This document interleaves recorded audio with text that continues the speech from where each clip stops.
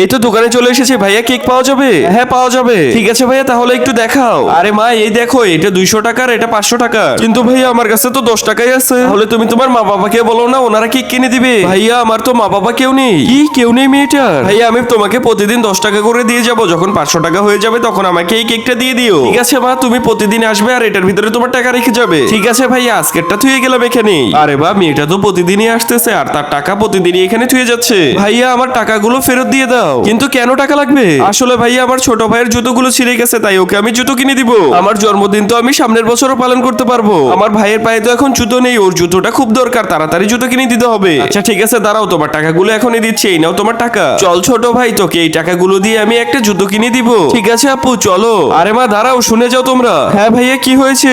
তোমার কেক তো থুয়ে গেলে, এই কেকটা নিয়ে যাও। ভাইয়া জুতো কেনার পর তো আমার কাছে 5 টাকাই থাকবে। আচ্ছা ঠিক আছে, দাঁড়াও, এই দেখো তোমার জন্য এটা 5 টাকার করে দিলাম আমি। ধন্যবাদ ভাইয়া 5 টাকায় আমাদেরকে কেকটা দেওয়ার জন্য।